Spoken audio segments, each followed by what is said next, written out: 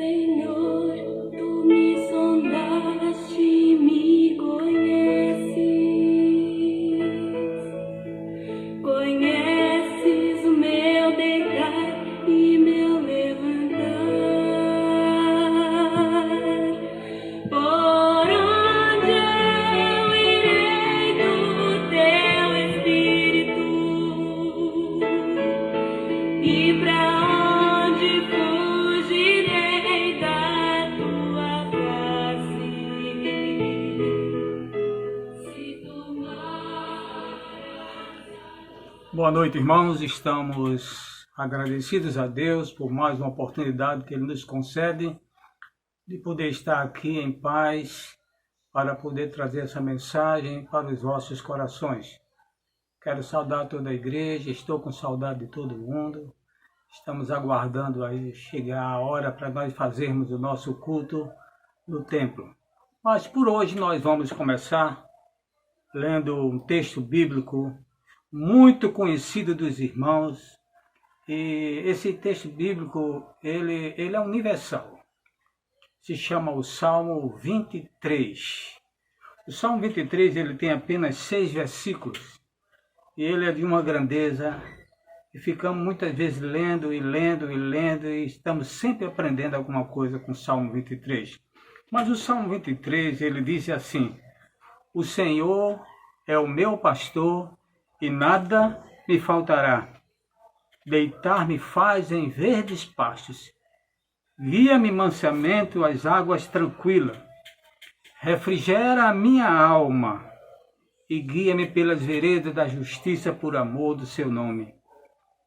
Ainda que eu andasse pelo vale da sombra da morte, não temeria mal algum, porque tu estás comigo, a tua vara e o teu cajado me consolas.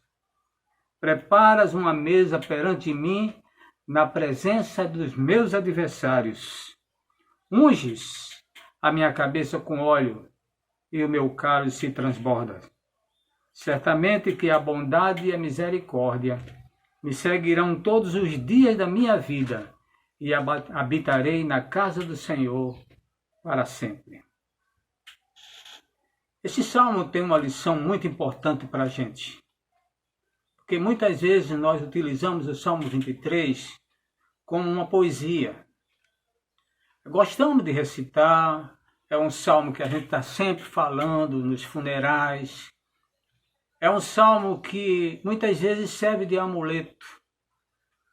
Alguém chegou para mim e perguntou: pastor, podemos abrir o Salmo 23 para que Deus possa nos proteger?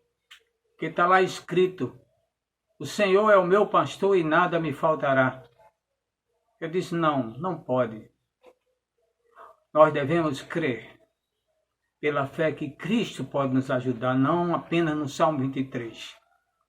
Muitas vezes nós abrimos o Salmo 23 e deixamos lá com a Bíblia longos tempos, amarelas páginas.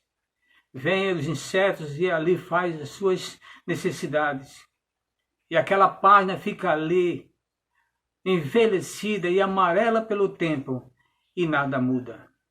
Porque muitas vezes as pessoas usam o Salmo 23 como um amuleto, como algo que pode proteger, como algo que pode dar a gente uma nova vida. Muitas vezes o Salmo 23 ele é visto como um tranquilizante. Eu estou com um problema, o Senhor é o meu pastor, nada me faltará. Meu casamento está se acabando, eu vou lá e abro a Bíblia, o Senhor é o meu pastor e nada me faltará. Eu estou com um problema com o vizinho, com o pastor da igreja, com o diácono, aí eu vou lá, leio, o Senhor é o meu pastor e nada me faltará. Parece que o Salmo 23 é um tranquilizante para as pessoas. E tem aqueles que gostam do Salmo 23 para usar como um meio, uma fonte de prosperidade. Nada me faltará. Está desempregado. Faz 2 anos. As portas estão fechadas. Abre o Salmo 23 e começa a falar: o Senhor é o meu pastor e nada me faltará. É uma falsa ilusão de quem aceita Jesus Cristo e acha que nunca vai acontecer alguma coisa com ele. Porque o Senhor é o meu pastor e nada me faltará. E não sabe que pessoas que aceitam Cristo, que pessoas cristãs, crentes sinceros e fiéis, têm problemas. Não estamos livres dos problemas. Nós estamos sujeitos ao coronavírus, estamos sujeitos às doenças, estamos sujeitos aos desempregos, estamos sujeitos a todas as coisas. Porque a gente pode ver o apóstolo Paulo com um problema lá, a ponto de pedir a Deus que tirasse dele aquele incômodo. A gente vê Timóteo com problema no estômago. Eu acho que ele tinha uma úlcera. Paulo manda que ele tome um pouco de vinho por causa do estômago. E a gente vai vendo que o povo de Deus também tem problema, também passa por problemas. Muitas vezes o Salmo 23 é visto como um tranquilizante, ou afasta a ilusão de que você que aceitou Cristo não vai ter problema na vida. Vai sim! O nosso Senhor Jesus Cristo disse: no mundo tereis aflições. Tende bom ânimo. Eu venci o mundo. Gente, a gente precisa entender o que esse salmo significa e por que ele foi escrito. O Salmo 23 é um dos salmos mais lindos que tem. É uma realidade de vida. Deus nos fala através de uma filosofia de vida que toma Davi como pastor de ovelha e mostra quem é o nosso Deus para a gente. O Senhor aqui é Deus, é Jesus. Nós somos as ovelhas. Precisamos entender isso, que Deus fala através de figuras, de filosofias. Você lembra lá em João, capítulo 3, quando Jesus foi falar com Nicodemos? Cristo queria falar para ele a respeito da nova vida que ele tinha para dar, e ele procurou um método, uma fórmula, um jeito de mostrar a Nicodemos que a religiosidade dele não levava ele a canto nenhum. E disse para Nicodemos que ele precisava nascer de novo. Nicodemos não entendeu. Cristo usa uma figura para mostrar o novo nascimento, o que é uma pessoa realmente salva, aquele que é transformado, aquele que Deus entra no coração e começa a reinar. É como se ele começasse do zero. Aí Cristo mostra o novo nascimento. O nosso querido Nicodemos não conseguiu entender bem e perguntou para Jesus: como pode ser isso? Cristo disse: eu estou falando das coisas materiais para você entender e você não consegue. Se eu falar das espirituais, como é que fica a situação?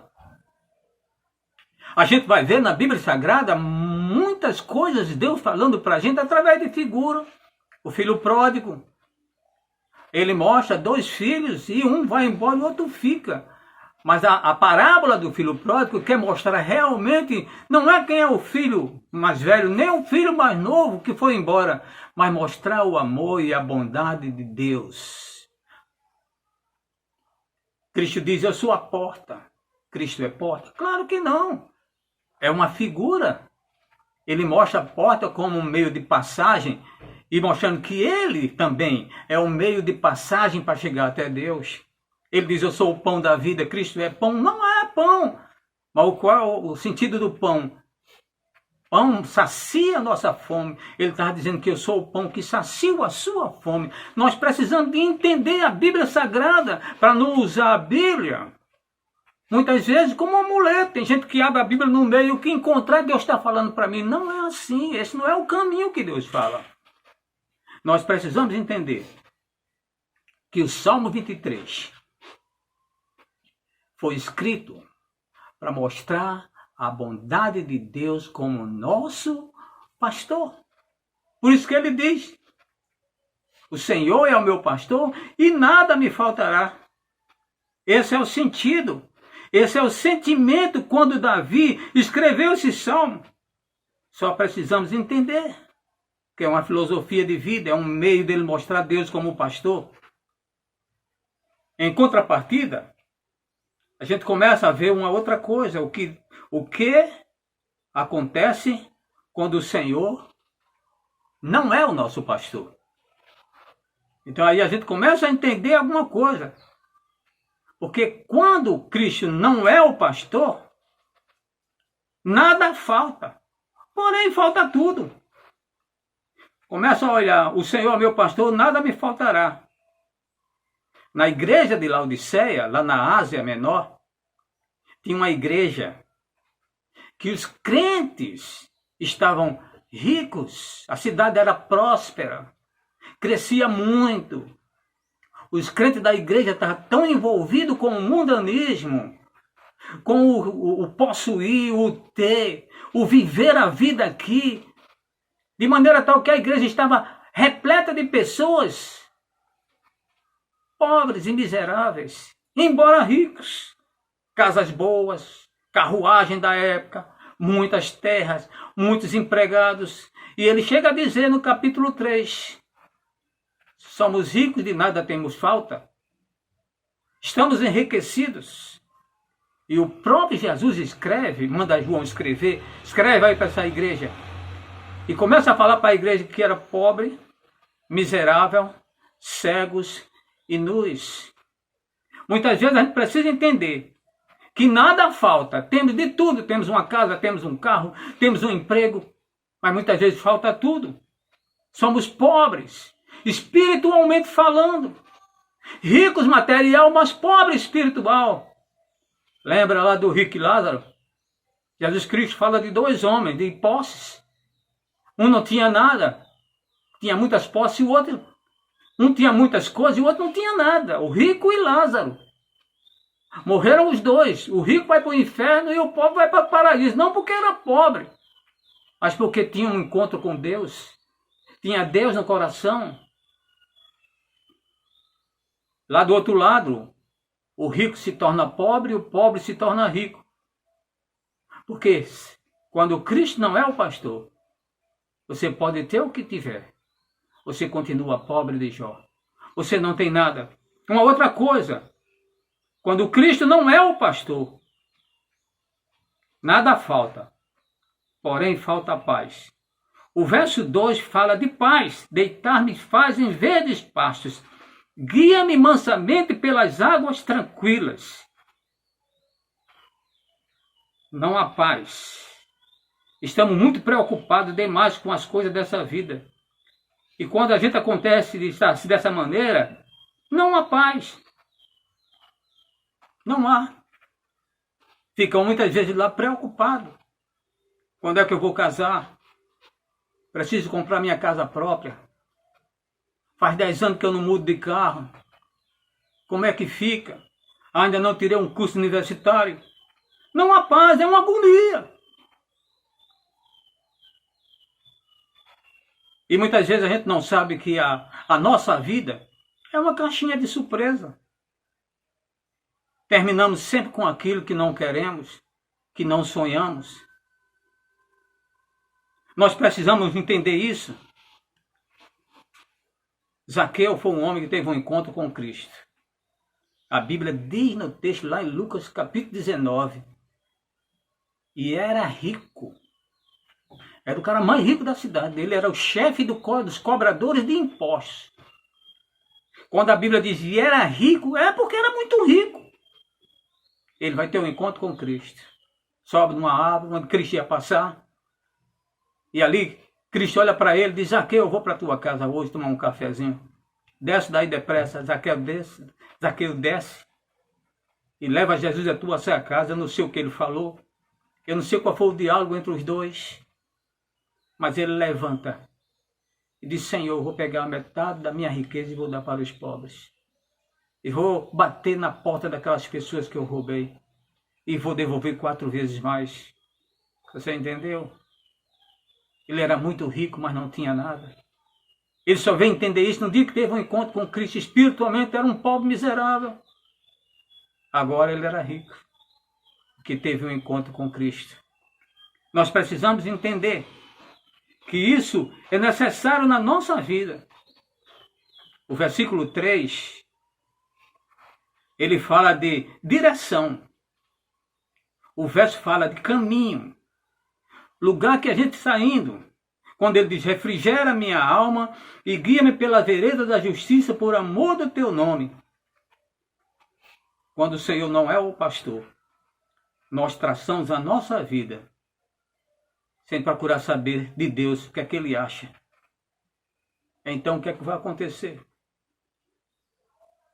Temos o cônjuge mas não temos a esposa.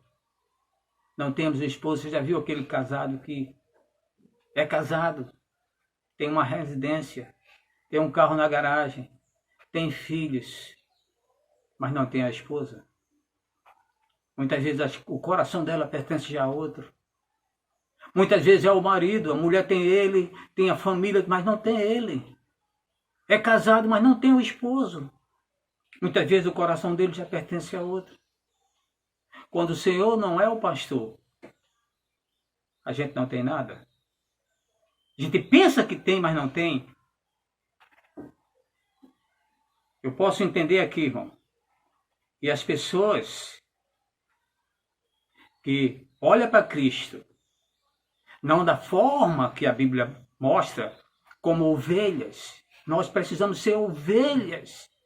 E Cristo vai ser o nosso pastor, então nada vai faltar, espiritualmente falando.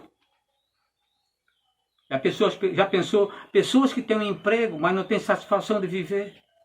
Satisfação de ter um emprego. Ah, eu queria outro emprego. Estou aborrecido desse. Não gosto dele. Já pensou as pessoas que têm uma igreja, mas não têm a salvação? Já pensou as pessoas que têm um pastor, mas não têm Cristo? São aqueles justamente que não têm direção, que falta o caminho. Uma outra coisa que nós precisamos entender no Salmo 23. Nada falta, porém falta a presença divina. O verso 4 fala da presença de Deus na nossa vida. Ainda que eu andasse pelo vale da sombra da morte, não temeria mal algum, porque tu estás comigo, a tua vara e o teu cajado me consolam. Muitas vezes as pessoas estão dentro de uma igreja, às vezes é um religioso, mas muitas vezes falta a presença divina na vida dele. Ele anda só, ele se sente só, ele tem medo de morrer, ele tem medo de pegar o coronavírus, ele tem medo disso, ele tem sempre medo porque ele se sente só. A vara e o cajado, que representa no Salmo 23, é o consolo, é a presença do pastor junto das ovelhas.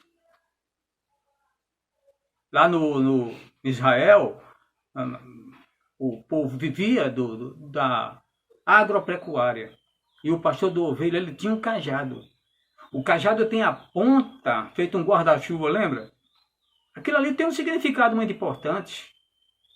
Aquele cajado serve para ir buscar as ovelhas no barranco. Lá no lugar onde o pastor não pode descer, que ela desceu para comer a grama, se enganchou lá e ele não pode descer porque é um espinhadeiro. Ele vai lá com aquele gancho e traz a ovelha.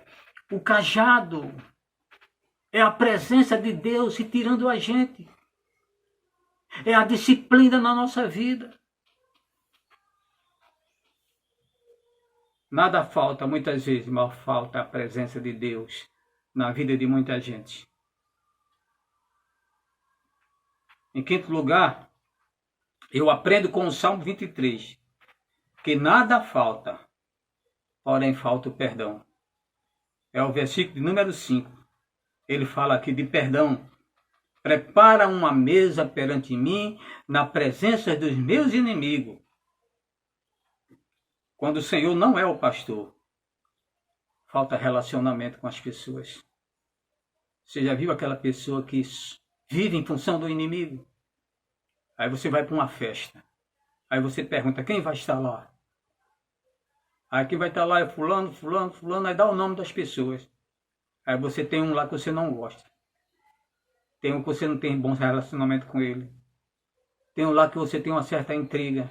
Aí você não vou para a festa. Você vive em função do inimigo. Não há perdão. Não tem como viver assim. O Salmo 23 é uma aplicação na nossa vida. Quando o Senhor é o nosso pastor, a coisa é diferente. Não temos inimigo, porque a gente aprende com Cristo. Amai os vossos inimigos, orai por eles. E a gente aprende isso porque nós somos ovelhas, estamos prontos para perdoar as pessoas. Tenha misericórdia dela. Muitas vezes somos assim.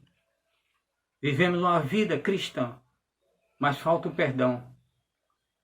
Aí muitas vezes você tem um problema com um irmão dentro da sua igreja. E você está cantando lá. Glória, glória, aleluia. Entra o irmão. Ou entra a irmã. Quando você olha, é aquela pessoa que você não gosta. Aí você corta, você não louva mais. Seu espírito se entristece. Porque falta perdão. Falta relacionamento. Que só acontece quando Jesus é o nosso pastor. Agora eu quero trazer uma coisa para vocês. O que é que acontece quando Cristo é o pastor? O que é que vai acontecer na nossa vida? Quando Jesus é o nosso pastor, a gente precisa entender algumas coisas. O que devo fazer para que este salmo seja uma realidade de vida na minha vida? O que é que acontece quando Cristo é o pastor? O salmo começa com: se o Senhor é o meu pastor, nada me faltará. Aqui não há nenhuma promessa de consumismo. Não há. Aqui há uma promessa de mudança de vida, de transformação de vida. Porque estamos debaixo das circunstâncias da vida. Passamos pelos problemas na vida. Quando o Senhor é o meu pastor, tudo me falta, porém não falta nada. É verdade. Tudo me falta, porém não falta nada. O apóstolo Paulo estava com um problema seríssimo, com um espinho na carne, atormentava ele. E ele disse: Senhor, tira isso de mim, me livra desse incômodo. Sabe o que foi que Jesus disse para ele? Paulo, Paulo, a minha graça te basta. Ele diz: agora eu sinto prazer nas fraquezas, nas injúrias, nas tristezas, nos problemas, porque quando eu estou fraco, aí é que eu estou forte. Sabe por quê? Porque o Senhor passa a ser o nosso pastor. Quando o Senhor é o nosso pastor, as coisas mudam. As necessidades são supridas. Deus passa a habitar na nossa vida de uma maneira diferenciada. Quando o Senhor é o pastor, nós temos paz, satisfação de viver. Nos momentos mais difíceis desta vida, Ele supera. Não entra em pânico. Sabe passar pelos problemas da vida, pelas necessidades da vida. É o que diz Paulo lá em Filipenses capítulo 4, 12. Aprendi a viver contente em toda e qualquer situação. Sei passar fome e sei ter fartura. Estou experimentado, porque o Senhor é o pastor. A gente aprende a viver nessa vida com um pouco e com muito. A gente sabe que isso faz parte da vida. Porque quando Cristo é o pastor, nós temos paz. Sabemos que aqui não é o nosso mundo. Sabemos que vamos viver em outro lugar. E a Bíblia diz que nós somos estrangeiros aqui nessa terra. Não somos daqui. Sabe o que Paulo fala quando ele ia ser levado à morte? Estava preso lá em Roma, ia para a guilhotina. E ele diz lá em 2 Timóteo, no capítulo 4, o apóstolo Paulo nos dá uma lição de vida para que a gente possa aprender o que é ter paz no coração. E ele diz em 2 Timóteo, no capítulo 4, ele diz assim, versículo 6, quanto a mim, já estou sendo derramado como libação, e o tempo da minha partida está próximo. Combati o bom combate, acabei a carreira e guardei a fé. E no versículo 18, ele diz assim, ainda no 8, desde agora a coroa da justiça me está guardada, o qual o Senhor juiz me dará naquele dia, não somente a mim, mas também a todos que amarem a sua vinda.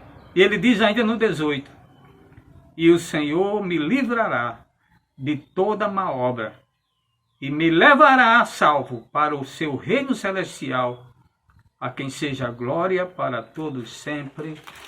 Amém. paz. Quando o Senhor é o nosso pastor, a gente pode não ter nada, mas a gente tem tudo. O que é que falta para uma pessoa que é salva? Passar por aqui, por essa vida, vai passar de todo jeito. Lá do outro lado é o que conta. O rico vai para o inferno, tinha tudo e não tinha nada. Cristo contou essa parábola. E o pobre, mendigo, cheio de ferida na porta dele, esperando por um pão duro ou um resto de comida. Ele não tinha nada, mas do outro lado ele teve tudo. O que importa é o outro lado, é o espiritual. É isso que conta. Por isso que ele está dizendo, o Senhor é o meu pastor e nada me falta, porque quando Cristo é o pastor, pode até faltar tudo, porém não falta nada. Aprenda. Não use esse salmo como um amuleto, como uma esperança de vida aqui, como um tranquilizante. Use o salmo dentro daquilo que ele está nos mostrando e nos ensinando. Quando Cristo é o pastor, temos tudo. Temos esperança e alegria. Que Deus nos abençoe diante dessa situação que nós estamos passando. Olha para Cristo. Você é a ovelha dele. O que conta é lá do outro lado. Aqui tudo é passageiro. Um dia desse eu estava servindo o exército. Estou com 68.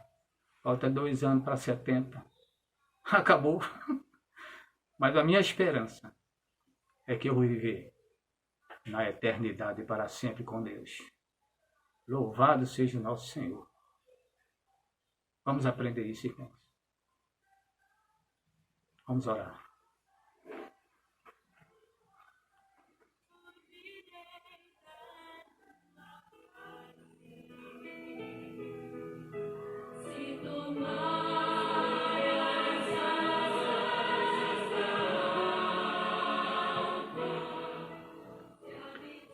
Querido Pai que está nos céus, nós estamos agradecidos a Deus, porque a Tua palavra inunda o nosso coração de alegria.